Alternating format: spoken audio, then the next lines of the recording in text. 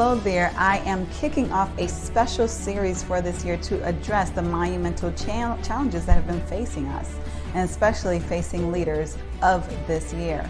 Addressing diversity seems like an appropriate place to start, since many of the inquiries that I've been receiving as of late have been around that effort. In the 1990s, diversity was the cool buzzword to have on the wall of many companies, on the paintings in offices, or perhaps even as a principled value on the careers page of many company websites. In the early 20s, that continue to echo that same sentiment within that year. But the commitment that was originally ignited seemed to dwindle a bit. Perhaps the need did not seem as apparent anymore. After all, there was the increase, regardless of the size, of faces that looked different from the majority.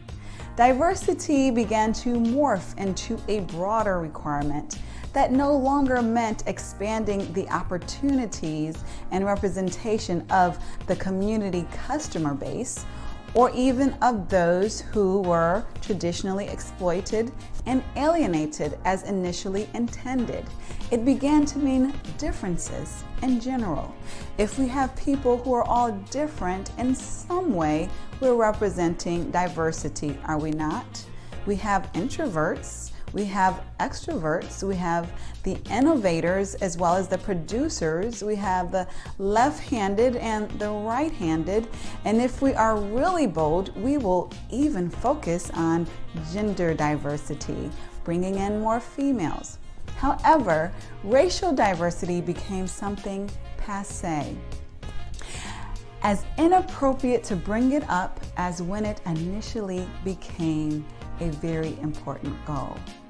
Only decades prior, it was a priority, and only decades later, it became out of fashion. And you better not dare speak of racism, because if you are so lucky to be one of the selected few to get let in, you certainly did not want to risk that access. Now comes a time when we are all humbled. The United States is humbled, and dare I say, the world has been humbled. The egregious, painstaking, and monstrous pandemic, also known as COVID-19, has given everyone, all of us, a grand spanking. Regardless of your privileged position, it has everyone searching for the steering wheel, the continuous drive to regain what we perceived as control. On the best days, we even aim to grasp an intimate purpose for our lives. While our wounds were still open, some may have perceived theirs as healing or being healed, and others with gashes wide open. George Floyd happens. For some, this was the absolutely last emotional straw, the last straw of racism that had been detrimentally deadly to their livelihood, figuratively and physically, for a very long time. And for others, it was the last straw because they were already against the wall due to the lasting damage of this pandemic and other environmental conditions. And for some, well, for others, their eyes were opened for the absolutely first time, if you can imagine that. Or perhaps it was the first occasion that they had to focus, the opportunity to focus on such ugliness that was nothing short of a rerun for many others. Perhaps it was the explosive cocktail that was created between a massive killing pandemic and a video that would give Freddy Krueger the chills. Whatever the reason, what appears to be a tipping point, the need for diversity, and dare I even say racial diversity, once again has our attention. I would like to spend some time focusing on 7 steps to expanding diversity within your organization. What is not covered comprehensively in this vlog is inclusion. Inclusion is very important, and I would say a class above diversity. And diversity is like the prerequisite, if you will, of inclusion. it's definitely easier to accomplish of the two. Though some may argue the opposite, ideally you would commit to taking both classes at the same time. And I know that some are saying, isn't diversity hard enough? Yet, if we are honest, yes, it is. It is, especially in this country. However, diversity is not and never will be sustainable without inclusion. So given the limited time available in this vlog, and kudos to those who are still here listening to me, because I know time is limited for many of us, we're going to focus on company diversity specifically. So step number one in achieving diversity for your organization is acknowledging that you don't know what you don't know. When I think of several conversations that I have had with people who work in talent acquisition for many major companies, or even professional associations for that matter, where there has been a lack of diversity, the main argument is that they cannot seem to find the right people of color. That it's so hard to find people of color to fill those roles and to be interested. Now, admittedly, I will say to you, I will confess, I'm often thinking, though sometimes not saying or asking, is it that you cannot find people of color, or you don't know what you just don't know? And the truth is that homogeneity is the most basic and easiest way to make decisions. And that is for all of us. So while kindergartners are the most loving and collaborative and friendly people among each other, they do tend to cling to one another. While they may be friendly to everyone, they bond with each other based upon their common experience living in a world of unknowns where they know a lot more than people think that they do, and they're often underestimated. And one of the first things that they learn is to categorize. They group the round shapes with other round ones, the purples with the purples, and the greens with the greens. Categorization, we learn from an early age, saves us time. And as we grow older, we continue to advance in the skill of categorization. Categorization adds efficiencies to our lives that we otherwise would not have. I personally have coded my closet based upon occasion, based upon the color of the material. And even when we are found of people who are not like ourselves, most of us, if we're honest, we tend to categorize. Since kindergarten, we have gravitated to those like us because it is more comfortable. And that is what we tend to do, categorize. Given that, considering the context in which we live, and I know that many people reading this blog or listening to this vlog are not in the United States. And I'm specifically referencing the United States and other countries that have been developed based upon economic racism for their foundation, and of course subsequent racial disparities. So in this context, obviously that is expounded. But we are humans, and if we are humans and of human nature, we tend to feel more comfortable around those who either share experiences with us or look like us. And it's our normal tendency to categorize them in ways that we would expect to or not expect to in a knee-jerk fashion.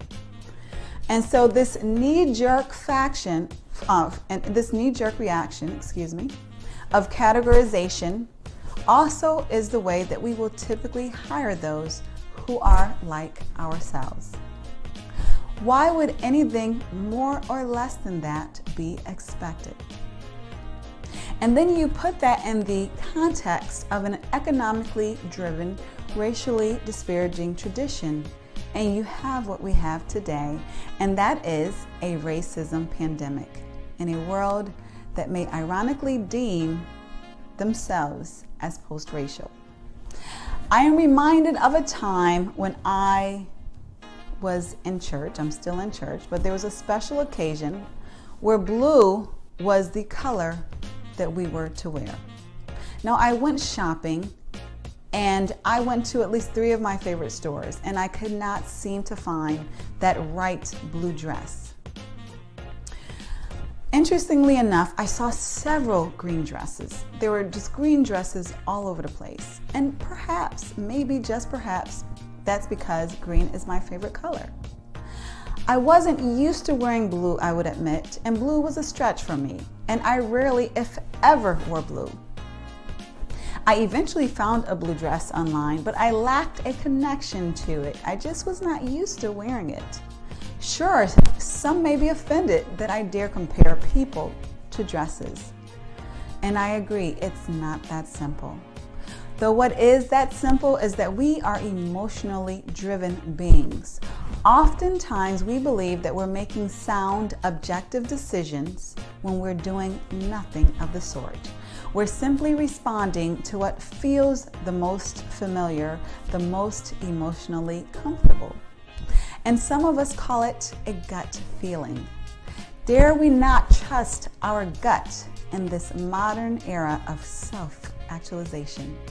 Even in this proclaimed era of self-actualization, we must be open to learning from others in order to achieve greatness.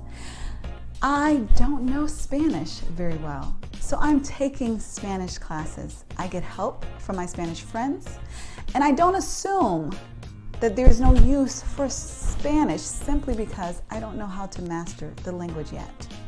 And so let's not assume that there is no need to attempt diversity simply because you haven't yet mastered it.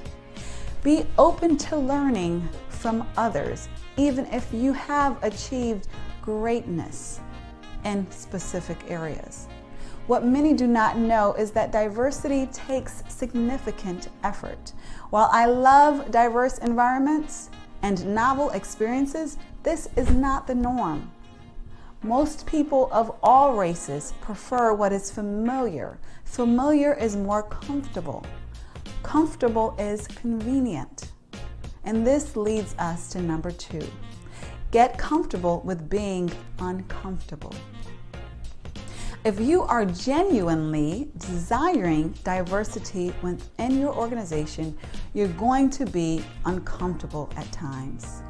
You may be uncomfortable when they have personal stories to which you cannot relate. You might be uncomfortable because they don't get your jokes. You might be uncomfortable when they disagree with your seasoned and tenured opinion. If you're at the most elementary stages of racial and cultural diversity, you may even be uncomfortable by such superficialities as the differences of foods that they eat, or the differences in their hair, and even maybe their skin. Though if you are genuinely hoping to work in a diverse work environment, you will be comfortable with your lack of comfort and with being uncomfortable until you become more comfortable. The third step, which has been implied already, is to not trust your gut. Do not trust your gut when it comes to increasing diversity within your organization. I know this sounds counterintuitive from everything that you have learned regarding how to live and how to make decisions. However, when building diversity, it is selfish and downright dangerous to rely on your gut. In this modern era, thankfully, we have access to more objective tools and data than we ever have in the past. When hiring and promoting, we should use assessments and simulations to help us make objective decisions. Such tools help us to analyze the quality of talent that is not subjectively based, but based on relative subject matter expertise and performance ability. Now let's get to step number 4. And step number 4 is knowing your community. Know your community base because it is important for 2 reasons. Firstly, the more that you know your community base, the more knowledgeable that you will be in finding and attaining diverse talent that is not far away. Quite conveniently, a community base can conceivably be global at this point in our modern era. This is most commonly found among higher level positions that typically include searches that will pay, will reimburse, will sponsor relocation globally even. The second important reason that you want to be intimate and know your community base is because every organization should be an asset to their community. Not just a taker, but an asset. So if you're familiar with the community, if you're familiar with the inhabitants of the city in which your organization resides, then it will be difficult to understand it will be difficult for you to not understand how your community needs your service. And it will be easier for you to understand how you can ultimately serve your community. Knowing your community base will help you not only to better your community, it will help you to know the diverse representation that exists within it for your organization, to tap into it, to obtain diverse talent that exists right there underneath your nose. Now, step number 5 is to know your customer base. Now, I know this is common knowledge in marketing, but oftentimes some organizations still tend to ignore what their company base is composed of. Many organizations have taken advantage of researching their customer base, but if you have not, I encourage you to do so.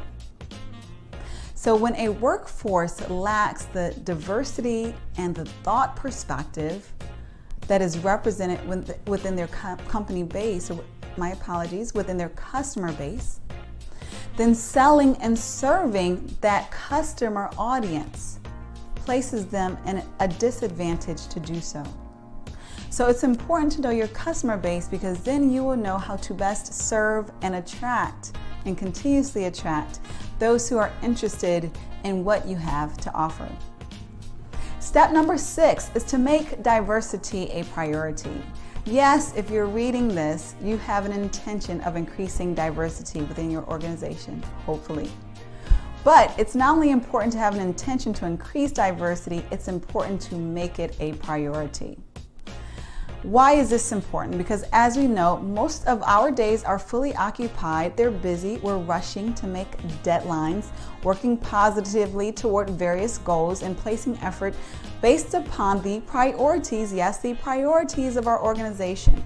So there are some things that we will never get to, even though they're on our list. There is never a time when we get to do everything that we want to do, but we focus on what is prioritized at the highest by our leadership. We ensure that diversity is a priority by setting direct goals tied to it. In many areas of talent and HR especially, we want to move more qualitative to more non-numerical, sophisticated ways of measuring performance. However, quantitative measurement is needed when there is a lack of sophistication to do otherwise. And for most organizations, such sophistication regarding diversity just is not there. And so we still need to quantitatively measure the diversity progress. Also, dare I say, quantitative data is still king among most C-suite layers of top organizations. If diversity is a priority, then it will be measured. What is a priority is measured, and as we all know, what gets measured is what gets done. For example, in talent acquisition, are recruiters rewarded or evaluated based upon how highly they're providing diverse represented slates? Are there staff members with significant ties to underrepresented communities on the decision-making panels? Are leaders requiring a diverse representation of interviews when they are hiring? Are there active promotions and active sponsorship and mentor opportunities and programs for underrepresented groups? This helps to expand diversity, especially among the higher ranks of the organizations. And step number 7 is to be consistent. As Coach John Wooden once said, character is measured by what we do when no one else is looking. So if diversity is a real goal of your organization, then you want to institutionalize those practices far beyond what is publicly visible. But you want to communicate to your team, to your organization, that diversity is an important value of your organization.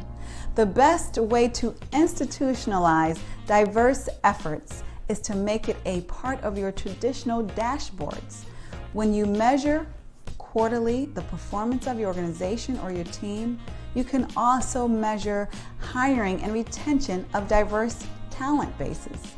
In addition to lag measures, you can also use lead measures that proactively link efforts to diverse outcomes, including recruitment and internal inclusion efforts. If you find this information interesting or helpful, I have a big ask for you, and that is to please share it with others, because I know that there are some people who are genuinely struggling with diversity, and I want this to be a help with them. So share with those, especially those leaders who you believe would benefit from this information, and have a phenomenal day.